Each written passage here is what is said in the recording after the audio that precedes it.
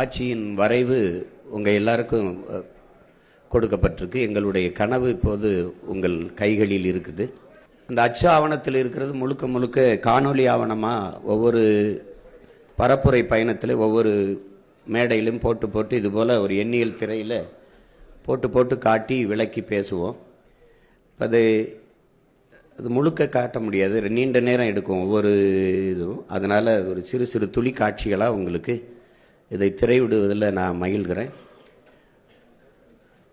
முதலாக உங்கள் பார்வைக்கு தான் இதை படைக்கிறோம். அதில் எனக்கு பெருமையும் மகிழ்ச்சியும். நம்முடைய கனவு எங்கள் திருநாட்டில் எங்கள் நல்ல ஆட்சியே. நம்முடைய தாத்தன் நல்லாட்சின்னு சொல்லியிருக்கலாம், ஆட்சியேன்னு சொல்லியிருக்கலாம், நல்லாட்சின்னு சொல்கிறான். பொங்கிடுக வாய்மை பொழிந்திடுக என்றே நீ செங்கதிர் சீர்க்கையால் பொன்னெல்லி பூசிய கங்குல் நிகர்த்த கருங்குயிலே கூவாயங்கிறான். அதை தான் எங்கள் கனவு, எங்கள் திருநாட்டில் எங்கள் நல்ல ஆட்சியே. ஒரு மாநிலத்தில், இந்திய பெருநிலத்தில், இந்த துணைக்கண்டத்தில் ஒரு மாநில ஆட்சி இவ்வளவு சிறப்பாக செய்ய முடியுமான்னு செய்து காட்டணுங்கிறது தான் எங்களுடைய கனவு. உலகத்துக்கே முன்மாதிரியான ஒரு ஆட்சி முறையை நிகழ்த்தி காட்டணும் அப்படின்னு.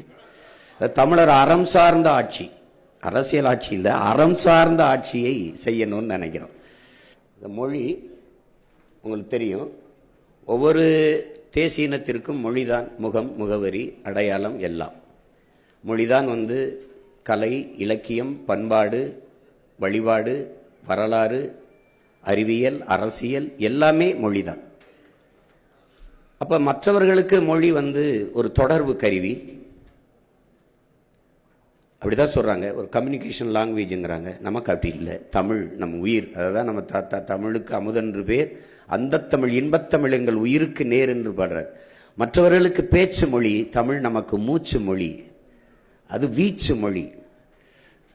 முழங்கு சங்கைன்னு சொல்றாரு, முழங்குன்னு சொல்லல. நம்முடைய பாட்டன் பாரதி வீரியம் பெருக்கு வெடிப்புற பேசுங்கிறான்.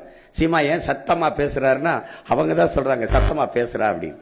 சத்தியத்தை பேசு, சத்தமா பேசுறா, உண்மையை பேசு, உறக்க பேசுறான்னு நம் முன்னவர்கள் தான் சொல்லி கொடுக்குறாங்க. பாரு, அது ஒரு தொடர்பு கருவி இல்லை, ஒவ்வொரு தேசியனத்தின் உயிர்.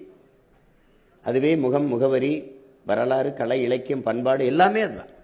ஒரு மொழி இல்லைன்னா ஒன்றும் இல்லை. எல்லாம் மொழி வச்சு தான் அடிப்படையிலே ஒரு இணையம் வரையறுக்கப்படுது, எல்லாமே உருவாகுது. இப்போ உலகெங்கிலும் மொழி வழியே தான் தேசிய இனங்கள், நிலங்கள் பகுக்கப்படுகிறது, பிரிக்கப்படுகிறது. இப்போ உதாரணமாக நீங்கள் மானுடனை கணக்கிடும்போது, ஒரு மனிதனை கணக்கிடும்போது சாதி மதம் அடையாளம் ஆகாது, மொழி இனம்தான், மொழி தான். நீ யாருன்னா நீங்கள் என்ன மொழியில் பேசுறீங்கன்னு பார்க்கத்தான்.